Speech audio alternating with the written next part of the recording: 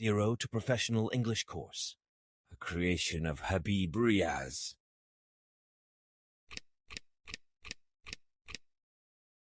Lesson number 37. Some additional structure of English sentences. Part 3. बिस्मिल्लाहिर्रहमानिर्रहीम अस्सलाम वालेकुम व रहमतुल्लाहि व बरकातुहू। उम्मीद करता हूँ कि आप सब लोग बखैर व आफियत होंगे। आज हम पढ़ेंगे अपना सबक नंबर 37 और हम कुछ इजाफी खाकों को पढ़ेंगे और आज हमारा तीसरा हिस्सा होगा। ओके गाइस, इससे पहले हम रिवाइज करना चाहेंगे कल के सबक के बारे में। कल हमने पढ़ा था जो खाका वो था subject plus verb according to need, and उसके बाद फिर वर्ब, उसके बाद कॉम्प्लीमेंट यानी ऑब्जेक्ट वगैरह जो भी लाना चाहें। इसका इस्तेमाल हम कब करते हैं? इसका इस्तेमाल उस वक्त करते हैं जब दो काम एक साथ हो, जैसे घर जाकर मुझे फ़ोन किया उसने, वो यहाँ कर बैठता है वगैरह वगैरह। तो इस तरह का मान अगर आप पता करना चाहते हैं तो इसके लिए आपको ये स्ट्रक्चर फॉलो करना होगा। और यहाँ पर मैंने बताया था कि जिसमें लफ्ज़ कर आ जाए जिस फेल में, उसको हम पहले लिखेंगे एंड वाले से, एंड से पहले ही हमेशा लिखेंगे। ओके, जैसे कि उसने घर जाकर मुझसे बात की, आप कहेंगे ही reached the home and called me. आप कहेंगे तुम सब किताबें खोलकर क्यों नहीं पढ़ना शुरू करते हो, यहाँ पर करते हो असल में, तो इसको आप कैसे कहेंगे? इसको आप कहेंगे why do you not open the book and start reading.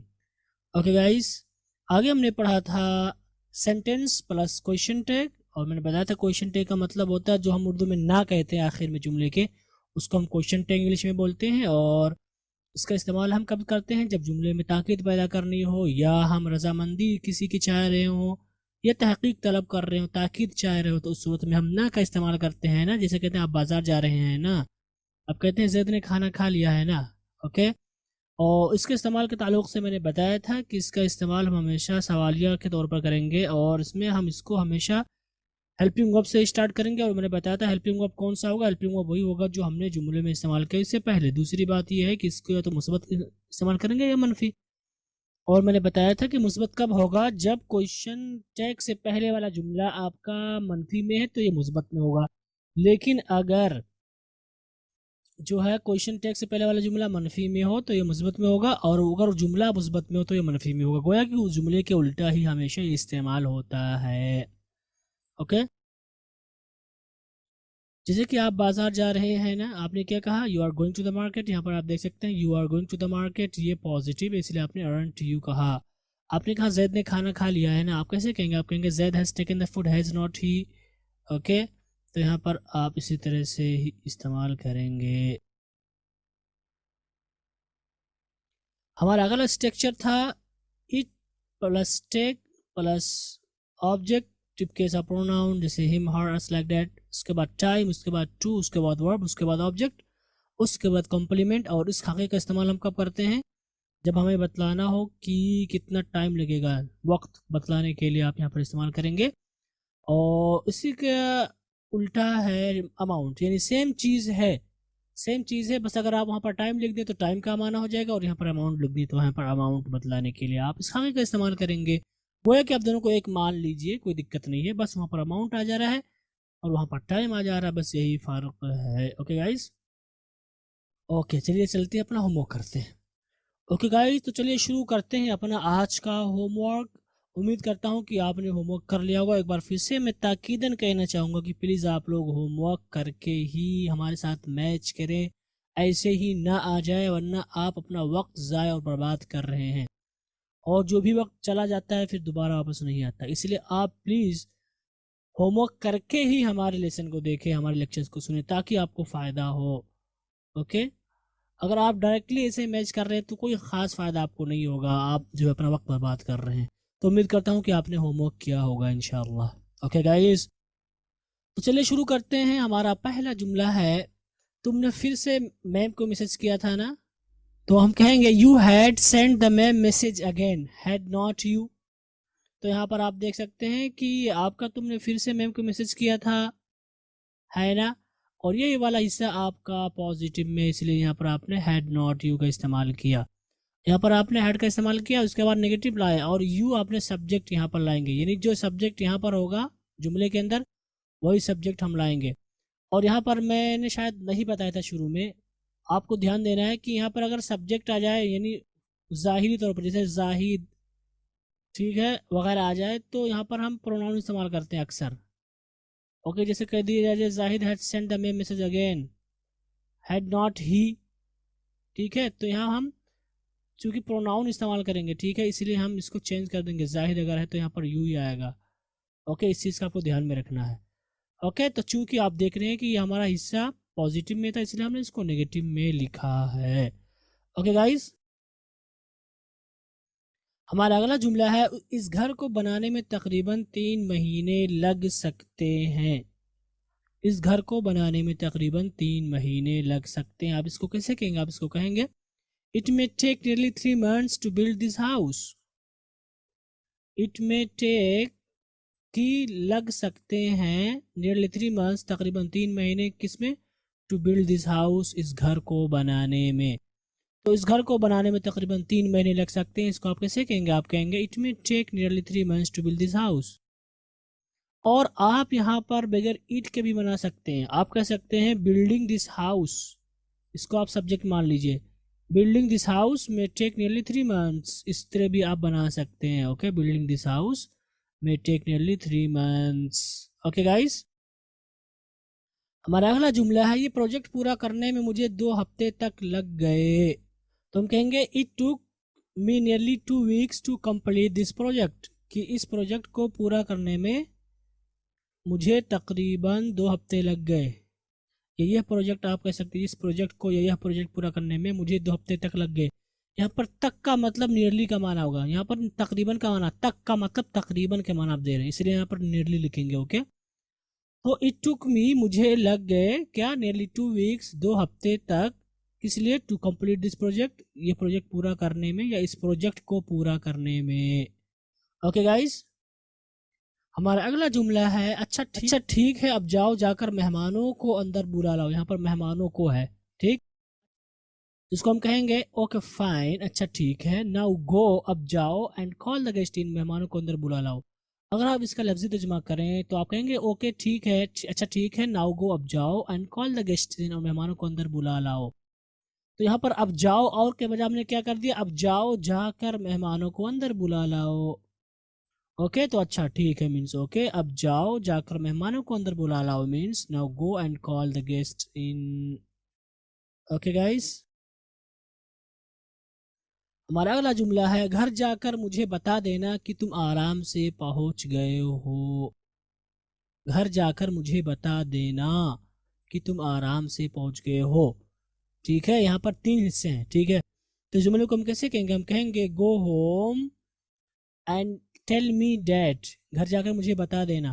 Go home and tell me, घर जाकर मुझे बता देना, ये हो गया। आगे दूसरी चीज़ है कि तुम आराम से पहुंच गए हो, that you have reached comfortably. Okay, घर जाकर मुझे बता देना, ये स्ट्रक्चर है। Go home and tell me, घर जाओ और मुझे बता देना, ये मतलब बोले घर जाकर मुझे बता देना डैट कि यू हैव रीच्ड कंफर्टेबली, कि तुम आराम से पहुंच गए हो। ओके गाइस,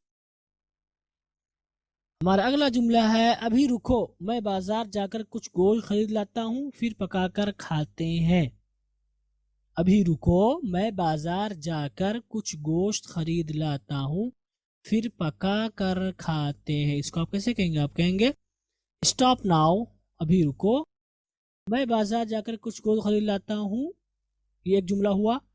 फिर पका कर खाते हैं, 2 हिस्से हुए, यानी कि इसमें कुल 3 हिस्से। एक तो अभी रुको एक हिस्सा हुआ, मैं बाजार जाकर कुछ गोश्त खरीद लाता हूँ दूसरा हिस्सा हुआ, और फिर पका कर खाते हैं तीसरा हिस्सा हुआ। ओके, तो अभी रुको को आप कैसे कहेंगे? आप कहेंगे स्टॉप नाउ, मैं बाजार जाकर कुछ गोश्त खरीद लाता हूँ, इसको आप कैसे कहेंगे? गर्चे प्रेजेंट में है लेकिन यहाँ पर बात पास्ट की चल रही है।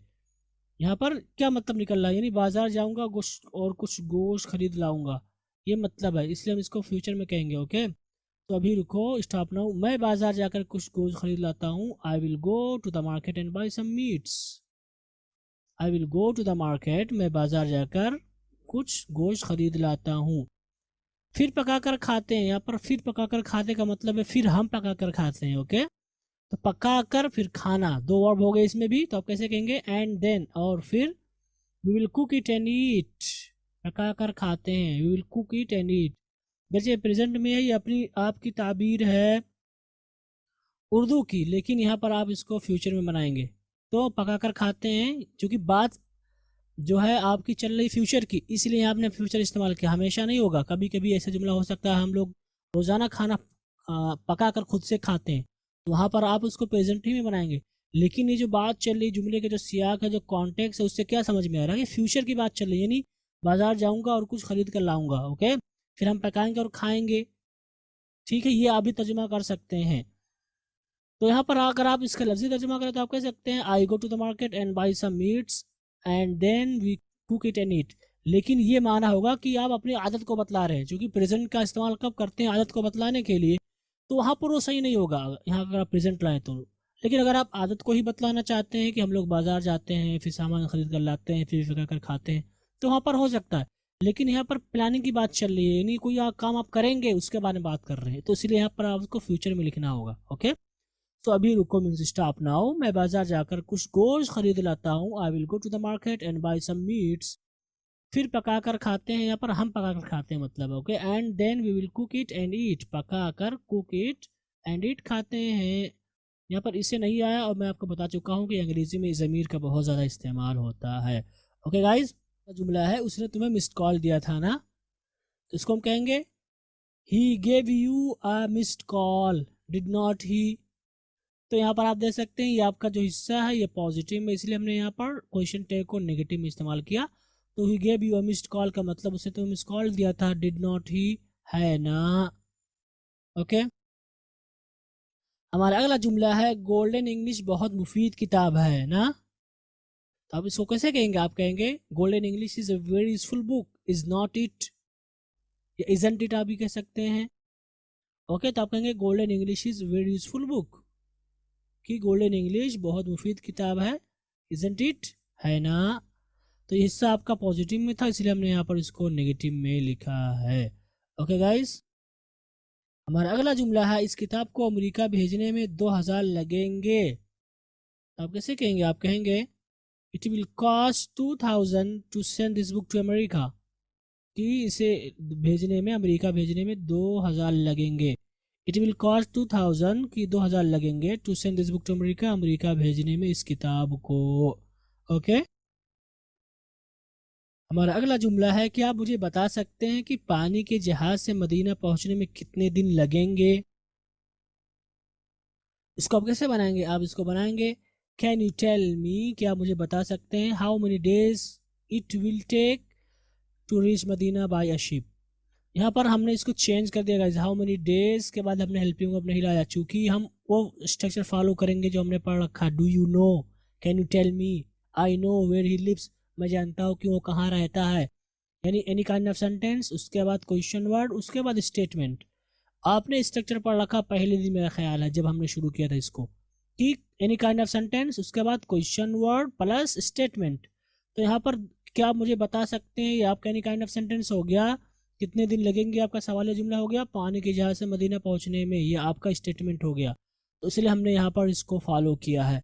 हमने क्या कहा, how many days it will take, हमने नहीं कहा हाउ मेनी डेज विल, यानी हमने हेल्पिंग वर्ब यहाँ पर इस्तेमाल नहीं किया। और यहाँ पर हमने जो क्वेश्चन का निशान लगाया है वो गाइस है कैन की वजह से। अगर यहाँ पर कोई ऐसी बात होती जो सवाल नहीं होता तो हम यहाँ पर नहीं लगाते, okay. So can you tell me how many days, क्या मुझे बता सकते हैं कितने दिन इट विल टेक लगेंगे to reach Medina by a ship, जहाज से मदीना, यानी पानी के जहाज से मदीना पहुंचने में, okay. Can you tell me, आप मुझे बता सकते हैं how many days will it take to reach Medina by ship, जहाज से मदीना पहुंचने में, ओके। हमारा अगला जुमला है अपने भाई से बोल दो कि मुझसे मेरे दफ्तर में आकर मिले। आप कैसे कहेंगे, tell your brother to come my office and meet me. अपने भाई से बोल दो, ये हो गया पहला जुमला, मुझसे मेरे दफ्तर में आकर मिले, दफ्तर में आकर फिर मिले, ठीक। तो अपने भाई से बोल दो, एक हिस्सा हो गया टेल योर ब्रदर, अपने भाई से बोल दो, किस क्या बोल दो, टू कम माय ऑफिस, मेरे ऑफिस आकर, एंड मीट मी, मुझसे मिले, ओके। तो अपने भाई से बोल दो टेल योर ब्रदर कि मेरे ऑफिस, मेरे दफ्तर में आकर मुझसे मिले, come to my office and meet me, okay guys. हमारा अगला जुमला है ऐसा करो कि अभी जाकर बैंक से कुछ पैसे निकाल लाओ। ऐसा करो कि अभी जाकर बैंक से कुछ पैसे निकाल लाओ। इसको आप कैसे बनाएंगे? डू वन थिंग, ऐसा करो के लिए आप क्या कहेंगे? डू वन थिंग, ऐसा करो। हो सकता है आपके जहन में ना हो ऐसा करो। ऐसा करो का मतलब होता है डू वन थिंग, कि यहाँ पर कॉमा का माना दे देगा अभी जाकर बैंक से पैसे कुछ पैसे निकाल लो, यानी अभी जाओ और पैसे निकाल लाओ। तो जाकर का हमने यहाँ पर कर इस्तेमाल किया, तो गोया कि एंड से पहले हम इसको लाएंगे। बैंक जाने को हम एंड से पहले लाएंगे और पैसे निकालने को एंड के बाद लाएंगे। ओके, तो ऐसा करो कि means do one thing. Do one thing का तर्जुमा कैसे करते हैं उर्दू में हम? ऐसा करो कि अभी जाकर, just go to the bank, अभी जाकर बैंक से कुछ पैसे निकाल लो, एंड विदड्रॉ सम मनी, यानी बैंक जाओ और वहां से कुछ पैसे निकाल लाओ। तो पैसे निकालने के लिए हम इस्तेमाल करते हैं विदड्रॉ। ओके, कुछ पैसे, सम मनी। तो ऐसा करो कि मीन्स डू वन थिंग, अभी जाकर बैंक से कुछ पैसे निकाल लाओ, just go to the bank and withdraw some money. Okay guys, हमारा अगला जुमला है कपड़े धुलने में तुमको आधा घंटा लगेगा ना। तो हम कहेंगे it will take half an hour to wash clothes, will not you. तो इट विल टेक यू कि तुम्हें लगेंगे, हाफ एन आवर आधा घंटा, टू वॉश क्लॉथ्स कपड़े धुलने में, विल नॉट इट है ना, यानी ना। ठीक, तो यहाँ पर आप देख सकते हैं, यहाँ पर चूंकि ये जो हिस्सा था आपका पॉजिटिव में था इसलिए हमने इसको नेगेटिव में लिखा। विल का हमने इस्तेमाल किया और इट का हमने यहाँ पर इस्तेमाल किया। तो it will take you half an hour to wash clothes, will not it का तर्जुमा होगा कपड़े धुलने में तुमको आधा घंटा लगेगा ना, या आधे घंटे भी कुछ लोग बोलते थे, लगेंगे ना। ओके, हमारा अगला जुमला है मेरी किताब छापने में कितना खर्चा आएगा। तो हम कैसे कहेंगे? हम कहेंगे how much will it cost, जो कि क्वेश्चन वाला जुमला है। तो how much will it cost to print my book, मेरी किताब छापने में कितना खर्चा आएगा। ओके, हमारा अगला जुमला है पुलिस वाले ने तुम पर 3000 का जुर्माना लगाया था ना। तो इसको हम कहेंगे the police man has find you 3000 has not ही। तो पुलिस वाले के लिए हम पुलिसमैन कहेंगे, तुम पर मतलब यू जुर्माना लगाना, फाइन का यानी फाइन 3000, यहाँ पर का जुर्माना लगाना यानी आपने पैसे लिख दिया, तो यहाँ पर आप का माना अदा करने के लिए कुछ लाने की जरूरत नहीं, यहाँ पर अंडरस्टूड है। ओके, तो the police man has find you 3000 का क्या मतलब होगा? पुलिस वाले ने तुम पर 3000 का जुर्माना लगाया था। हैज नॉट ही ना, यहाँ पर आप देख सकते हैं कि हमने ही इस्तेमाल किया यहाँ पर द पुलिस को एज ए प्रोनाउन। ठीक है, ही से मुराद द पुलिस है, तो गोया कि हम प्रोनाउन को ही लाएंगे, यहाँ पर आपको नाउन लाने की जरूरत नहीं है। लेकिन अगर कोई ऐसी सिचुएशन आ जाए जिसमें नाउन लाना जरूरी हो तो आप ला सकते हैं, लेकिन बेहतर कि इसमें आप प्रोनाउन ही का इस्तेमाल करें, चूंकि ये ऐसे तौर पर ही इस्तेमाल होता है कि इसमें प्रोनाउन ही आए। ओके, तो पुलिस वाले ने तुम पर 3000 का जुर्माना लगाया था ना। अब इसको कैसे कहेंगे? आप कहेंगे the police man has find you 3000 has not he. Okay, तो यहीं पर हमारा होमवर्क खत्म। उम्मीद करता हूँ कि आपने मैच किया होगा गाइस। ओके गाइस, तो चलिए शुरू करते हैं अपना आज का सबक। और आज हम तीसरे हिस्से को पढ़ेंगे एडिशनल स्ट्रक्चर के, जिसमें से आज का हमारा पहला स्ट्रक्चर है ईट, उसके बाद helping verb according to need हम लेके आएंगे, उसके बाद एडजेक्टिव या नाउन, उसके बाद टू, उसके बाद वर्ब की फर्स्ट फॉर्म, उसके बाद ऑब्जेक्ट या कॉम्प्लीमेंट यानी वर्ब के बाद जो कुछ आप लेके आते हैं वो लेकर आएंगे। इसका इस्तेमाल हम कब करते हैं? इसका इस्तेमाल उस वक्त करते हैं जब हमें बतलाना हो कि कोई चीज़ या कोई बात वगैरह कैसी होगी, कैसी रहेगी या कैसी थी। तो उस वक्त हम ईट, उसके बाद हेल्पिंग वर्ब, उसके बाद नाउन या एडजेक्टिव, उसके बाद टू और वर्ब की फर्स्ट फॉर्म और ऑब्जेक्ट का इस्तेमाल करते हैं। ओके, जैसे कि आप कहते हैं वहाँ अकेले जाना खतरनाक हो सकता है।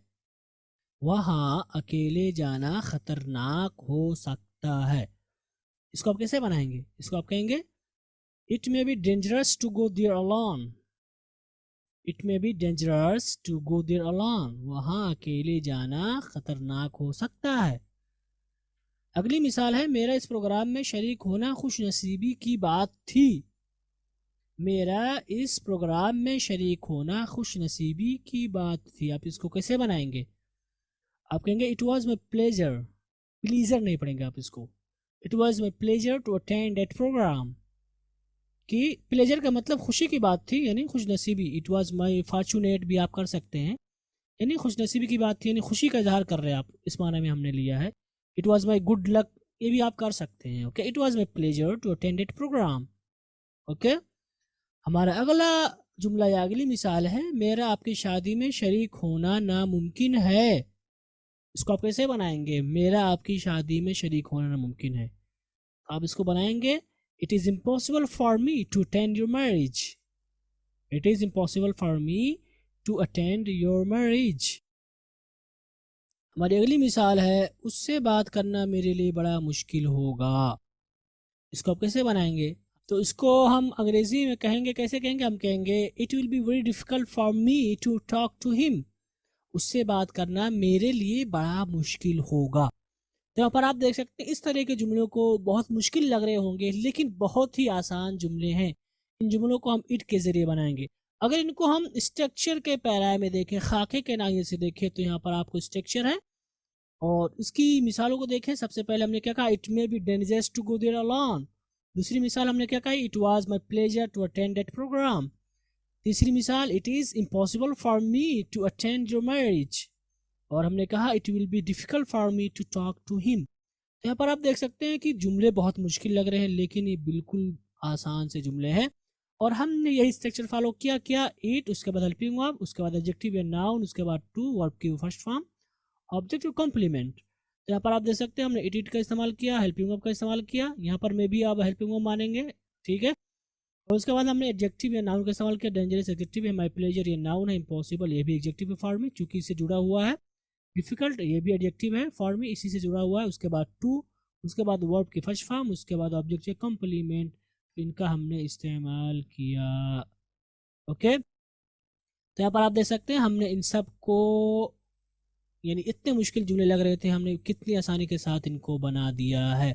तो उम्मीद करता हूँ कि अब आप ये जुमले बना लेंगे कि मेरे लिए नामुमकिन है तुम्हारी शादी में आप आना। ठीक है, उम्मीद करता हूँ कि आप ये जुमले बना लेंगे, अब आपको दिक्कत नहीं होगी। ओके गाइज, और यहाँ पर एक चीज़ आपको ध्यान देनी हो, ये है कि आप इसको इट के ज़रिए भी बना सकते हैं। इट लाने की ज़रूरत नहीं है, आप डायरेक्ट तौर पर मफूल को जिक्र कर सकते हैं। अगर लेकिन इट को आप कब हज़फ करेंगे? जब मफूल हो जुमले में।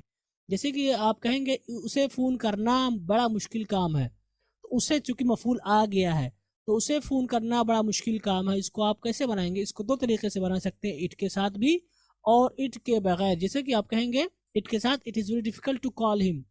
It is very difficult to call him. उसे फ़ोन करना बड़ा मुश्किल काम है। आप इसको ऑब्जेक्ट के थ्रू बना सकते हैं बगैर इट के, और आप कहेंगे calling him is very difficult. Calling him is very difficult. तो यहाँ पर आप देख सकते हैं कि आपने मफूल को जिक्र करके आपने इट के बगैर अपने जुमले को कहा। ओके, इस मजमून को पढ़ना मेरे लिए बहुत मुश्किल था। इस जुमले को आप कैसे बनाएंगे? आप कहेंगे it was very difficult for me to read this article. It was very difficult for me to read this article. किस मजमून को पढ़ना मेरे लिए बहुत मुश्किल था। आप इसको बना सकते हैं, reading this article was difficult for me. Reading this article was very difficult, यहाँ पर वेरी मिस है, वेरी डिफ़िकल्ट फॉर मी, बहुत मुश्किल था। तो यहाँ पर आप देख सकते हैं कि आपने यहाँ पर इसको बगैर इट के भी बनाया और आपका जुमला बिल्कुल सही है। मसले कश्मीर को हल करना आसान ना होगा। इसको आप बनाएंगे और आप कहेंगे it will not be easy to solve the Kashmir issue. It will not be easy to solve the Kashmir issue. अगर आप इसको बगैर इट के बनाना चाहें तो आप कह सकते हैं solving the issue of Kashmir, या सॉल्विंग द कश्मीर इशू भी आप कर सकते हैं, will not be easy. Solving the issue of Kashmir और the Kashmir issue will not be easy.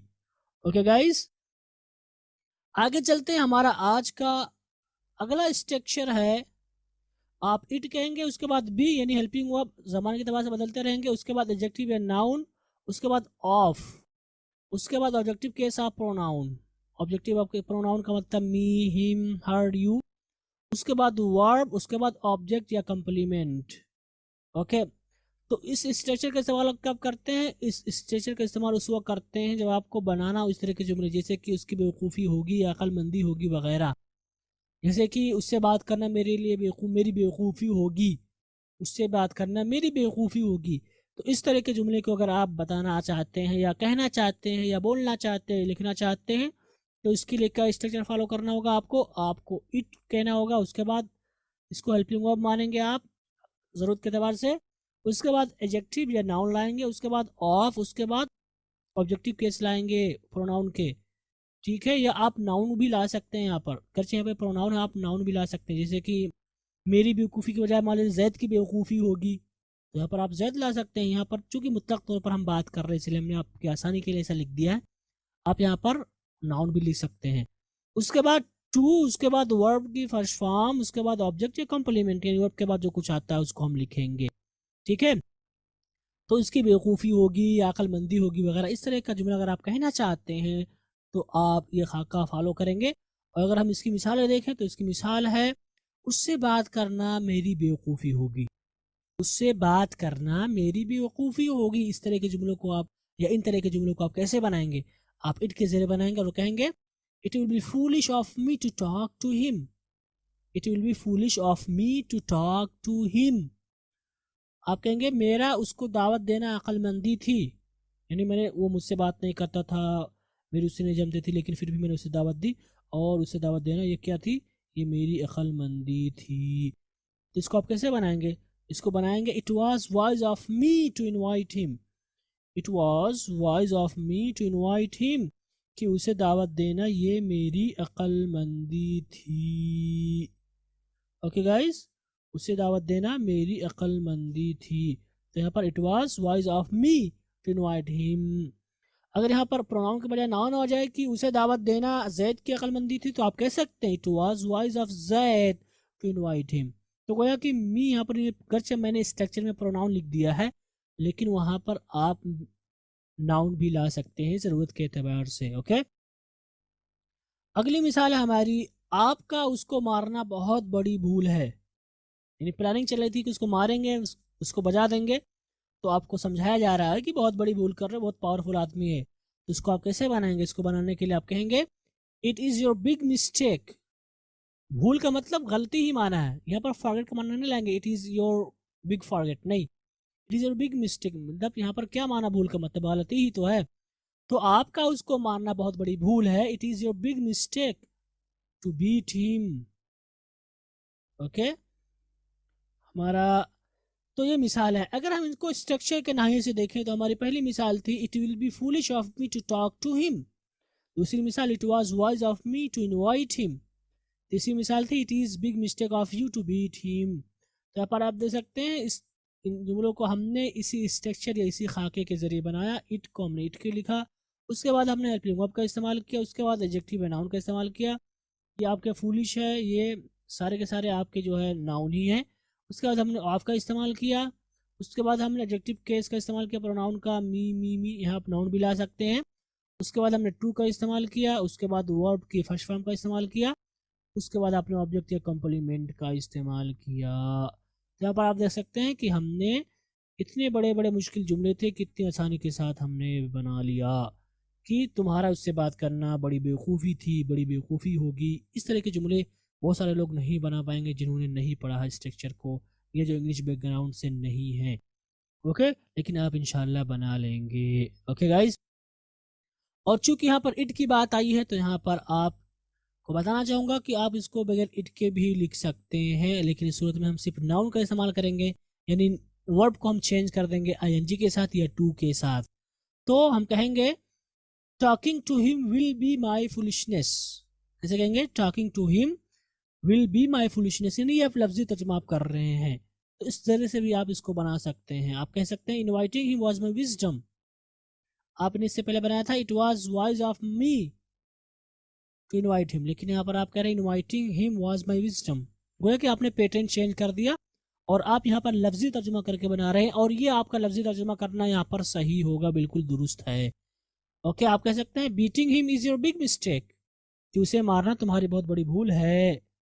Okay, तो यहाँ पर आप देख सकते हैं हमने बिल्कुल लफ्जी तर्जुमा किया, और आप इसको स्ट्रक्चर के नाये से भी कह सकते हैं कि it is big mistake of you to beat him etcetera. Okay, तो ये सारी बातें थी इस स्ट्रक्चर के मुतालिक से। आगे चलते हैं और हम अगला स्ट्रक्चर देखते हैं, और हमारा अगला स्ट्रक्चर है, सबसे पहले हम इट कहेंगे, उसके बाद हेल्पिंग वर्ब, यहाँ पर भी का मतलब हेल्पिंग वर्ब, उसके बाद नाउन या प्रोनाउन, उसके बाद रिलेटिव प्रोनाउन जैसे व्हाट, दैट, विच, हु, हुम। रिलेटिव प्रोनाउन इंशाल्लाह हम पढ़ेंगे तफसील से, लेकिन चूंकि स्ट्रक्चर में आ गया इसलिए पढ़ना ज़रूरी है यहाँ पर। उसके बाद हम पूरा सेंटेंस लाएंगे अपनी ज़रूरत के एतबार से। तो इस खाके का इस्तेमाल हम कब करते हैं, यानी रिलेटिव के साथ जुमला कब बनाते हैं, जब हमें जुमले में जोर पैदा करना हो। जैसे कि यही वो आदमी था ये जिसने मुझे फ़ोन किया था, वो मेरा ही कलम था जिससे आपने अपना ख़त लिखा वगैरह। तो गोया कि यही वो आदमी था, वो मेरा ही कलम था। तो यहाँ पर आप देख सकते हैं कि आप जुमले में ताकीद पैदा कर रहे हैं, आप किसी चीज़ पर जोर दे रहे हैं, तो वो जोर पैदा करने के लिए आप ये स्ट्रक्चर फॉलो करेंगे। इट, उसके बाद हेल्पिंग वर्ब, आप ज़माने के तौर से इसको बदलते रहेंगे। उसके बाद नाउन या प्रोनाउन, उसके बाद रिलेटिव नाउन प्रोनाउन जैसे कि व्हाट, दैट, विच, हुम। इनको इंशाल्लाह हम तफसील के साथ खास सबक में पढ़ेंगे। उसके बाद सेंटेंस, यानी ज़रूरत के तौर से हम सेंटेंस लाएंगे, तो ये हमारा जुमला बन जाएगा स्ट्रेस देने के लिए। जैसे कि मिसालें अगर हम देखें, तो वो मेरी ही कार थी जिससे मैं घर गया, यानी मैं अपने कार से ही घर गया, मैं घर अपनी कार से ही गया, यानी किसी और की गाड़ी से नहीं गया था, अपनी खुद की कार से ही मैं घर गया। तो इसको आप कैसे कहेंगे, इसको बनाते वक्त आप कहेंगे it was my car by which I went to my house. It was my car by which I went to my house. अल्लाह ही ने तो सारी मखलूक़ात को पैदा किया, वो अल्लाह ही जिसने सारी मखलूक़ात को पैदा किया। इसको यहाँ पर आप देख सकते हैं ताकीद पैदा कर रहे हैं, तो इसको आप कैसे बनाएंगे, आप कहेंगे it is Allah who created all creations, who created all creations. उस इस मैच में मेरी ही टीम जीतेगी, इस मैच में मेरी ही टीम जीतेगी। इसको आप कैसे कहेंगे, आप कहेंगे it will be my team, it will be my team that will win this match. ठीक है, तो ये सारी मिसालें हैं जिसमें आप ताकीद पैदा कर रहे हैं। अगर हम इन मिसालों को स्ट्रक्चर के नायत से देखें, जो स्ट्रक्चर मैंने आपको बताया है, तो हमारी पहली मिसाल है it was my car by which I went to my house, या I went to my home. दूसरी मिसाल थी it is Allah who created all creations. तीसरी मिसाल थी हमारी it will be my team that will win the match. तो यहाँ पर आप देख सकते हैं कि इन सारी मिसालों को हमने इसी खाके के ज़रिए हमने बनाए जुमलों को। जैसे कि इट है, यहाँ पर इट है, was, will be, helping verb. उसके बाद नाउन का आपने इस्तेमाल किया या प्रोनाउन का, ठीक है, यहाँ प्रोनाउन के साथ आया हुआ गर्चे नाउन है। उसके बाद आपने रिलेटिव प्रोनाउन का इस्तेमाल किया, विच, हु, डैट, और उसके बाद आपने सेंटेंस लाया अपनी ज़रूरत के एतबार से। ओके, तो यहाँ पर हमने इस खाके का इस्तेमाल किसके लिए किया, इस खाके का इस्तेमाल हमने जुमले में जोर डालने के लिए किया।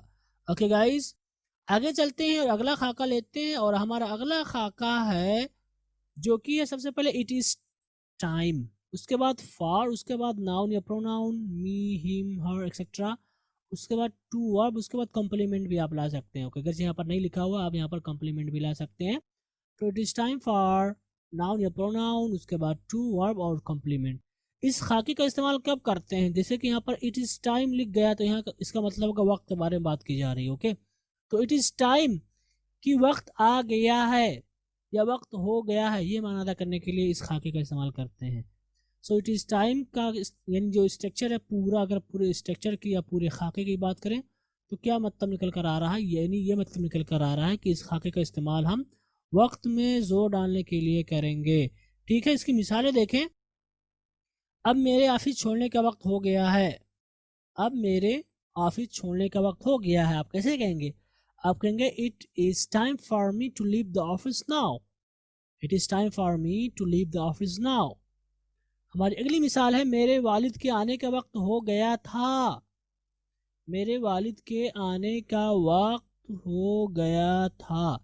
इसको आप कैसे कहेंगे, आप कहेंगे it was time for my dad to come, it was time for my dad to come, कि मेरे वालिद साहब के आने का वक्त हो गया था।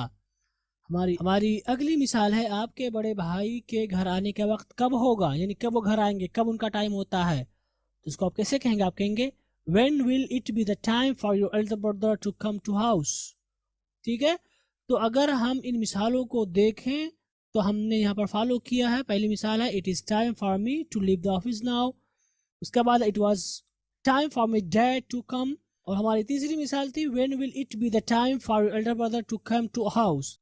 और यहाँ पर एक चीज़ अभी आपको बता देना चाहूँगा कि आपके जहन में ना आए कि when will be the time भी आप कर सकते हैं इट के बगैर, when will be the time, क्योंकि हम प्रैक्टिस कर रहे हैं इसलिए हमने यहाँ पर इट लिख दिया, बहुत भोड़ा भी लग रहा है। when will it be the time, आप इट के बगैर भी कह सकते हैं। ओके, तो यहाँ पर आप वक्त के बारे में बात कर रहे हैं, तो इसको आप कैसे बनाएंगे? It is time, it will B time, it was time. यहाँ पर आप कुछ भी ला सकते हैं, गच यहाँ पर इज लिखा हुआ है, लेकिन यहाँ आपको समझाने के लिए स्ट्रक्चर आप इसको बदल सकते हैं। उसके बाद फॉर, उसके बाद नाउन प्रोनाउन, उसके बाद टू, उसके बाद वर्ब। तो यहाँ पर आप देख सकते हैं कि हमने वक्त के बारे में बात की, उसके बाद हमने फॉर का इस्तेमाल किया, उसके बाद नाउन या प्रोनाउन का इस्तेमाल किया, उसके बाद हमने टू का इस्तेमाल किया, और उसके बाद हमने वर्ब का इस्तेमाल किया, और कम्प्लीमेंट जो आए यहाँ पर हमने कम्प्लीमेंट का इस्तेमाल किया। तो इस स्ट्रक्चर का इस्तेमाल या इस स्ट्रक्चर को आपको फॉलो करेंगे जब आपको बतलाना हो कि वक्त हो गया है या वक्त हो चुका था, इस तरह का माना अदा करना चाहते हैं तो। ओके गाइज, तो ये आज का हमारा सबक था। उम्मीद करता हूँ कि आपको समझ में आया होगा। तो आज के सबक में हमने जो 4 स्ट्रक्चर्स लिए वो कौन से हैं? पहला स्ट्रक्चर है हमारा इट, उसके बाद हेल्पिंग वर्ब, उसके बाद एडजेक्टिव या नाउन, उसके बाद टू, उसके बाद वर्ब की फर्स्ट फॉर्म, उसके बाद ऑब्जेक्ट या कॉम्प्लीमेंट। इसका इस्तेमाल हम कब करते हैं? इस खाके का इस्तेमाल हम उस वक्त करते हैं जब हमें ये बतलाना हो कोई चीज़ कैसी होगी, कैसी रहेगी या कैसी थी वगैरह। ओके, और यहाँ पर आपको मैंने बताया कि हम गर्चे इट यहाँ पर इस्तेमाल कर रहे हैं, लेकिन हम इसको इट के बगैर भी कह सकते हैं, और हम कह सकते हैं उसे फ़ोन करना बड़ा मुश्किल काम है, तो आप कैसे कहेंगे? It is very difficult to call him. आप ये भी कह सकते हैं calling him is very difficult. आप कहेंगे इस मजमून को पढ़ना मेरे लिए बहुत मुश्किल था। आप इसको बनाते हुए कहेंगे it was very difficult for me to read this article. आप इसको बगैर इट के भी बना सकते हैं और कह सकते हैं reading this article was difficult for me. Okay, अगली मिसाल हमने ली, मसले कश्मीर को हल करना आसान ना होगा, तो हमने क्या कहा? It will not be easy to solve the Kashmir issue. और इसको आप इट के बगैर भी कह सकते हैं और कह सकते हैं solving the issue of Kashmir या solving the Kashmir issue will not be easy.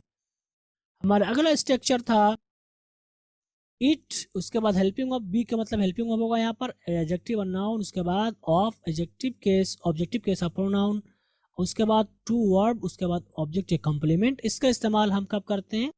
इसका इस्तेमाल हम करते हैं जब हमें बताना हो कि कोई चीज़ बेवकूफ़ी होगी, अक्लमंदी होगी, इस तरह का माना अदा करने के लिए हम इसका इस्तेमाल करते हैं। और यहाँ पर भी एक चीज़ आपको ध्यान में रखनी है, वो ये है कि आप इसको बगैर इट के भी बना सकते हैं, जैसे कि आपको कहना हो talking to him will be my foolishness.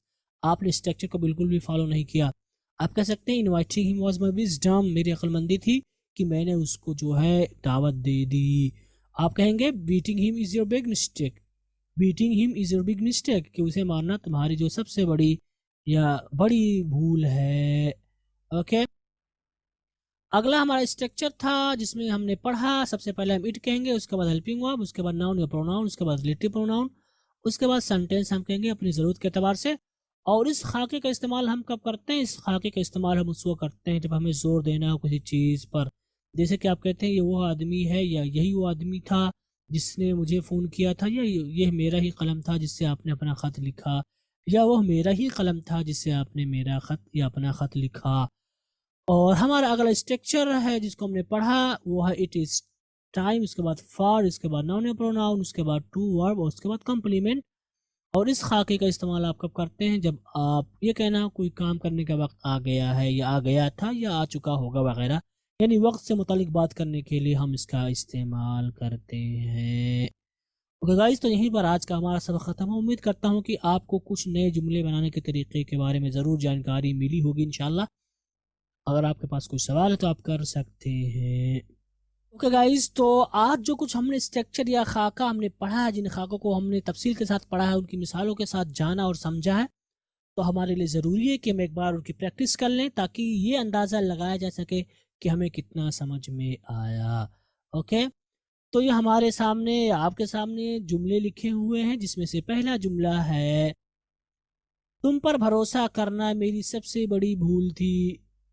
अब हमारा जुल्म के खिलाफ खड़े होने का वक्त हो गया है।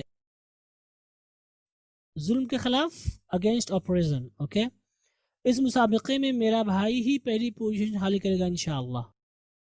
किताब के इजरे के इस प्रोग्राम में शिरकत करना मेरे लिए फ़ख्र की बात है। किताब का इजरा करना, लॉन्च द बुक, किताब का इजरा करना, लॉन्च द बुक, या बुक लॉन्च या रिलीज द बुक भी आप कर सकते हैं, या बुक इशू भी आप कर सकते हैं। फ़ख्र की बात है means matter of proud, matter of proud, क्या मेरा उससे दोबारा बात करना मेरी बेवकूफ़ी होगी? मैं यही वाली गाड़ी खरीदना चाहता हूँ, मुझे बताओ कि उसकी कितनी कीमत है।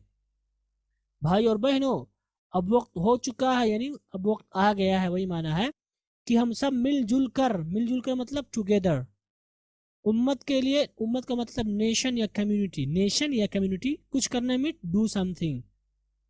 मुझे अब इस बात का एहसास हो गया, एहसास होना मतलब रियलाइज का मतलब होगा एहसास करना, कि जरूरत से ज्यादा उसे भाव देना। भाव देने के लिए आती है गिव रिस्पेक्ट, या रिस्पेक्ट भी आप कह सकते हैं। एंड जरूरत से ज्यादा मोर देन नीडेड, कभी भी आएगा जरूरत से ज्यादा more than needed, MORE more than needed. Okay, जरूरत से ज्यादा उसे भाव देना, गिव रिस्पेक्ट, जरूरत से ज्यादा मोर देन नीडेड मेरी जिंदगी की सबसे बड़ी गलती थी। क्या तुम्हें लगता है कि इसके साथ काम करना मेरे लिए अच्छा होगा, या उसके साथ भी आप कर सकते हैं? सच कहूं तो अब वक्त आ गया है कि हम अपने माजी को भूल कर एक नई जिंदगी शुरू करें। सच कहूं तो इसका हो सकता है आपके लिए मुश्किल हो, तो उसके लिए हम कहते हैं टू टेल द ट्रूथ। सच कहूं तो टू टेल द ट्रूथ, सच कहूं तो। अब वक्त आ गया है, आप फॉलो करेंगे जिस स्ट्रक्चर मैंने बताया है, मैं यहाँ पर नहीं बताऊंगा, आप खुद से करें, कि हम अपने माजी को भूल कर एक नई जिंदगी शुरू करें। ये भी एक चीज़ है जिसको आप पढ़ चुके हैं, यहाँ पर भी भूल कर नई जिंदगी शुरू करें। ठीक है, तो आपने जो स्ट्रक्चर पढ़ लिया उसी को आप यहाँ पर फॉलो करेंगे। तो यहाँ पर आपको 2 स्ट्रक्चर फॉलो करने, एक तो आज का जो आपने पढ़ा है, दूसरा आपने कल जो पढ़ा था उसको भी आप फॉलो करेंगे, 2 फेल के साथ वाला। ओके, ये 10 जुमले हुए, आगे भी जुमले हैं गाइस, टेंशन मत लीजिए। जिसमें से हमारा अगला जुमला है मेरे बड़े भाई ही उसकी आदतों को सुधार सकते हैं। आदतों का मतलब हैबिट्स, और सुधारना का मतलब मेंड, MEND। मेंड का मतलब होता है सुधारना। हमारी फ्लाइट 12 बजे है, अब हमारे घर से निकलने का वक्त हो गया है। क्यों तुम्हारे ही भाई थे जिन्होंने बेहतरीन अंदाज में तकरीर पेश की थी। ये तकरीब नहीं, तकरीर है। ओके, बेहतरीन अंदाज में, इन अ गुड मैनर का मतलब बेहतरीन अंदाज में। क्या तुम्हारे ही भाई थे जिन्होंने बेहतरीन अंदाज में तकरीर पेश की थी। तकरीर पेश करने का मतलब होगा गिव द स्पीच का मतलब तकरीर पेश करना, और लोगों के दिलों को मोह लिया था। हमारा अगला जुमला है, क्या अब मेरा इसके साथ ताल्लुकात ना रखना बेहतर नहीं होगा। ताल्लुकात रखने के लिए हैव रिलेशन का मतलब होगा ताल्लुकात रखना। अब वक्त आ चुका है कि मुस्लिम कौम एक होकर, ओके, एक होकर मतलब टुगेदर, मुस्लिम कौम, मुस्लिम कम्युनिटी। अब वक्त आ चुका है, अब इसको आप पढ़ चुके हैं खाके को। बेबस, तो बेबस का मतलब आप सपोर्टर्स कर देंगे, और गरीब का मतलब पुअर, भाइयों का मतलब ब्रदर्स। सो ओके, तो अपने बेबस गरीब भाइयों का मतलब dear supportless and poor brothers. हर मुमकिन ताउन करना मतलब support as much as possible,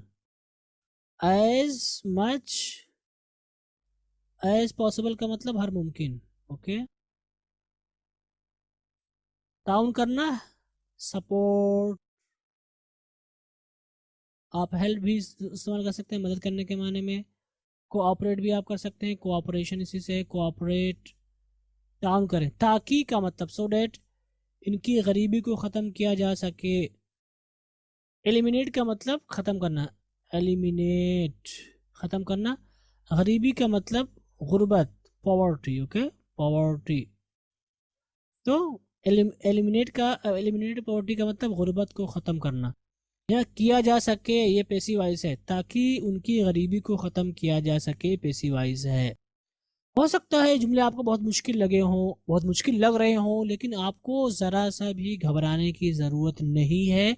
आप खुद से करें, जितना कर सकते हैं आप करें, बल्कि इंशाल्लाह मैं हूँ आपके साथ, मैं आपको बताऊंगा। ठीक है, कि इतना मुश्किल जुमला हो सकता है, आपको मुश्किल लग रहा हो, लेकिन मुश्किल बिल्कुल भी नहीं है। आप पहले खुद से करें, इंशाल्लाह जब हम मैच करेंगे तो मैं वहाँ पर एक एक चीज़ को बताऊंगा, जैसा कि मैं बताते आ रहा हूँ। तो उस वक्त आपको समझ में आएगा कि हाँ, मुझसे यहाँ गलती हो रही थी और मुझसे इस तरह बनाना चाहिए था। तो आप खुद से पहले कोशिश करें, नहीं समझ में आएगा कोई बात नहीं, जितना आप समझते हैं उतना ही करें।